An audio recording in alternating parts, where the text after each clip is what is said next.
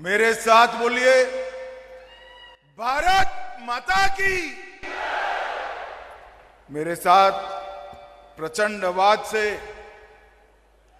शिवाजी महाराज का जयकारा लगाएंगे। जय जय जय जय जय शिवाजी, जय जय जय जय जय भवानी। मंच पर उपस्थित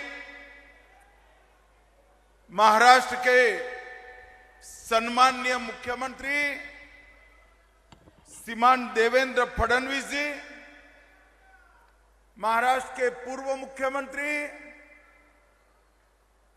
और महाराष्ट्र के उप मुख्यमंत्री श्री एकनाथ शिंदे जी, महाराष्ट्र के उप मुख्यमंत्री श्री अजित पवार जी, पुणे के सांसद और मेरे साथी मंत्री श्री मुरलीधर मोहोल जी, जलगांव के निवासी और महाराष्ट्र सरकार के मंत्री श्री गिरीश महाजन जी, यहीं के धरतीपुत्र श्री राधाकृष्ण विखे पाटिल जी, बिपिन दादा शंकरराव कोले जी, अध्यक्ष संजीवनी समूह, जिस युवा नेतृत्व के बुलावे पर मैं आया हूं, ऐसा श्री विवेक कोल्हे जी, श्रीमती स्नेहलता ताई कोल्हे जी, मंच पर उपस्थित सभी महानुभाव और आज विशाल संख्या में कोपर गांव में आए हुए प्यारे भाइयों बहनों माताओं, आप सभी को मेरा प्रणाम, राम राम। सबसे पहले मैं सहकार महर्षि शंकरराव कोले जी को बहुत मनपूर्वक प्रणाम कर कर मेरी बात की शुरुआत करना चाहता हूं। मित्रों, आज महर्षि शंकरराव कोले ने जो नींव डाली थी, वो नींव एक बोया हुआ छोटा सा बीज आज सहकारी क्षेत्र का एक बहुत बड़ा वटवृक्ष बनकर हमारे सामने खड़ा है। और आज दोनों नई शुरुआत भारत के सहकारी शुगर कारखानों के इतिहास में कॉम्प्लेक्स बायोगैस प्रकल्प और पोटाश का निर्माण दोनों भारत में पहली बार महर्षि शंकरराव कोले शुगर कारखाना में होने जा रहा है। और ये हम सब के लिए बड़े गर्व का विषय है। और मैं आज कहना चाहता हूं विवेक को, विवेक, आज आपने जो शुरुआत की है, देश भर के कोऑपरेटिव शुगर कारखानों के लिए एक नया रास्ता खोलने का काम आपने किया। और जब मुझे निमंत्रण देने आए तब हमने इस पर काम करना शुरू किया था। और आज मैं घोषणा करना चाहता हूं कि नरेंद्र मोदी जी की सरकार आने वाले दिनों में सिलेक्टेड 15 कोऑपरेटिव शुगर फैक्ट्री को एनसीडीसी की सहायता से ये दोनों संयंत्र लगाने के लिए पूरा सहयोग करेगी। और इससे नई शुरुआत होगी। मित्रों, मोदी जी की सरकार देश के किसानों को समर्पित सरकार है। और अभी अभी 1 अक्टूबर को कैबिनेट के अंदर मोदी जी ने दलहन आत्मनिर्भरता प्रोजेक्ट की शुरुआत की। 6 साल तक 11,340 करोड़ रुपया दलहन के क्षेत्र में भारत को आत्मनिर्भर करने के लिए उपयोग आएंगे। और मैं आज यहां महाराष्ट्र के दलहन की खेती करने वाले किसानों को कहने आया हूं कि अरहर, उड़द और मसूर, ये तीनों दलहन के किसानों को अगर आप नाफेड और एनसीसीएफ के साथ रजिस्टर करते हो तो 100% दलहन एमएसपी पर भारत सरकार आपका खरीद लेगी। 100% दलहन हम खरीद लेंगे। इससे हमारे महाराष्ट्र के किसानों को भी फायदा होगा। देश के 2 करोड़ किसानों को 100% एमएसपी पर हम दलहन खरीदेंगे। 1000 प्रोसेसिंग यूनिट भी लगाएंगे और 38 लाख अच्छे बीज की किट भी देंगे। मित्रों, यही कैबिनेट में मोदी जी ने मसूर के लिए 300 रुपया क्विंटल एमएसपी बढ़ाई, सरसों के लिए 250 रुपया, चना, अहिल्यानगर में भी चना काफी होता है, चने के लिए भी 225 रुपया क्विंटल एमएसपी बढ़ाई है। और महाराष्ट्र का बड़ा क्रॉप जौ है, जौ के लिए भी 175 रुपया क्विंटल एमएसपी बढ़ाई है और गेहूं के लिए 160 रुपया एमएसपी बढ़ाने का काम हुआ है।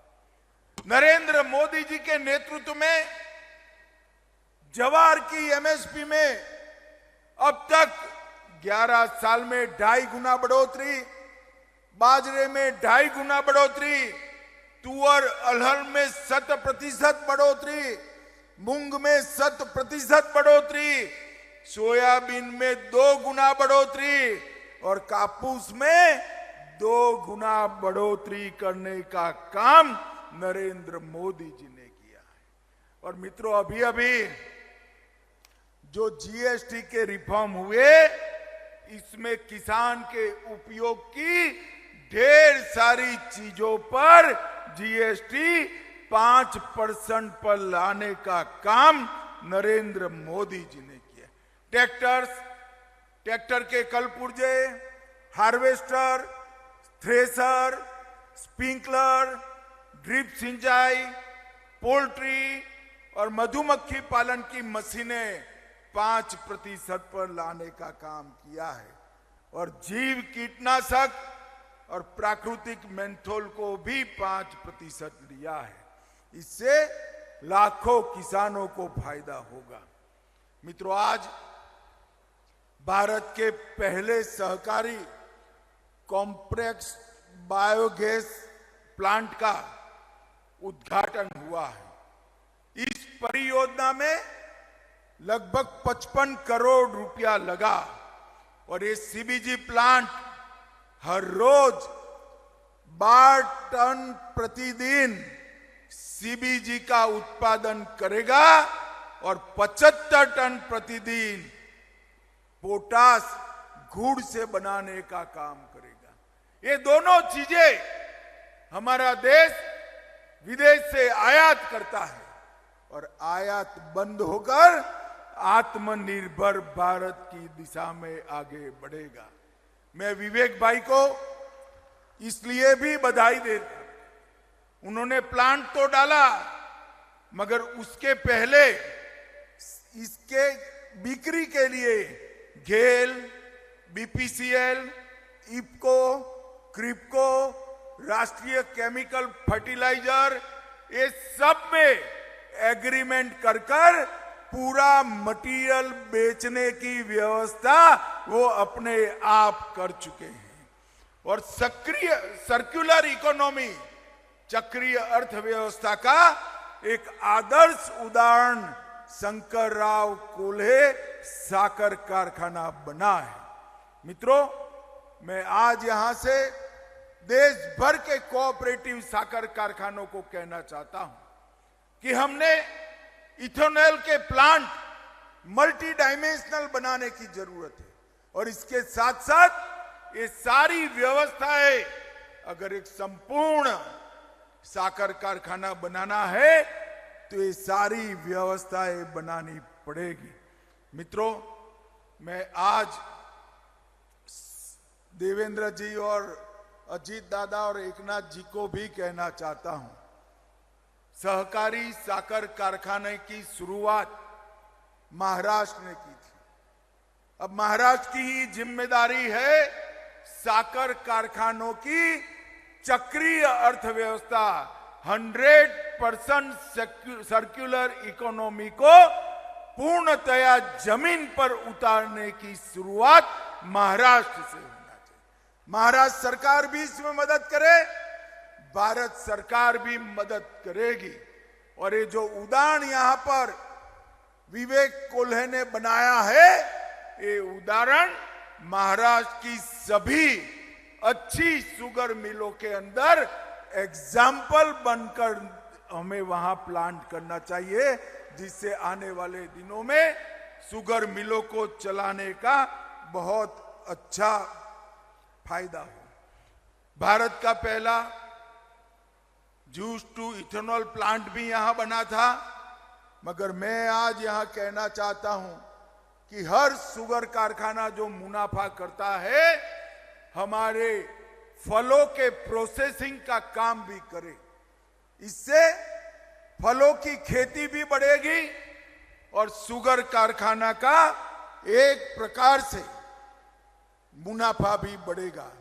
संजीवनी ग्रुप ने हरित ऊर्जा और स्थिरता के क्षेत्र में भी बहुत पहल की है और बहुत सारे महिला स्व सहायता समूहों को सशक्त करने का काम किया है। इससे 100 पैक्स को भी जोड़ा है, 1000 किसानों के लिए बायोफ्लॉक मछली पालन की भी शुरुआत की है और 20,000 छात्रों के लिए संजीवनी यूनिवर्सिटी की भी स्थापना हुई है। मित्रों, भारत का सबसे पहला ग्रामीण कॉल सेंटर भी यहीं पर स्थापना हुई और कई लोगों को रोजगारी देने की शुरुआत हुई है। भाइयों बहनों, नरेंद्र मोदी जी ने सहकारिता क्षेत्र की स्थापना कर देश की ग्रामीण अर्थव्यवस्था को एक नया जीवन देने की शुरुआत की और जो सहकारिता क्षेत्र के भविष्य पर सवालिया निशान लगे थे, वो सारे सवालिया निशान आज 3 साल के कालखंड में समाप्त हो गए हैं और सहकारिता क्षेत्र देश का मजबूत क्षेत्र बनकर आज उभर रहा है। ये हम सब के लिए आनंद का विषय है। मित्रों, मोदी जी ने एक आह्वान हम सभी का किया है, स्वदेशी चीजों के उपयोग का आह्वान।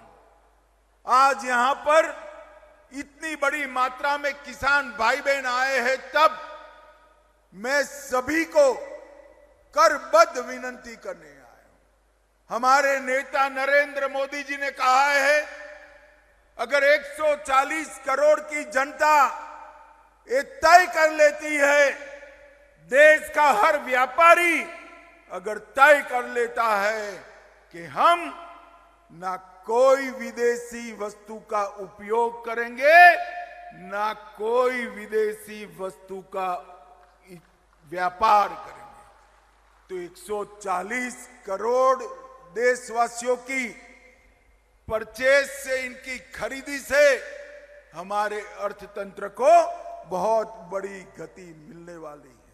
भाइयों बहनों, मोदी जी देश के अर्थतंत्र को 11वें नंबर पर से 4थे नंबर पर लाए तीसरे नंबर पर जाने के लिए हम बहुत नजदीक हैं, मगर दुनिया में एक नंबर बनना है तो स्वदेशी के अलावे कोई चारा नहीं है। देश के सभी लोगों ने स्वदेशी को अपनाना चाहिए। भाइयों बहनों, आज मैं बहुत सारे कोऑपरेटिव लीडर यहां बैठे हैं, तब एक पेड़ मां के नाम के अभियान को भी दोहराना चाहूंगा। नरेंद्र मोदी जी ने हर एक व्यक्ति एक पेड़ धरती मां के नाम और एक पेड़ अपनी मां के नाम, 2 पेड़ बोने का संकल्प लेना चाहिए। इससे आने वाले दिनों में इस जलवायु परिवर्तन और ग्लोबल वार्मिंग की जो चुनौतियां हमारे सामने खड़ी है, उससे बहुत मदद मिलेगी।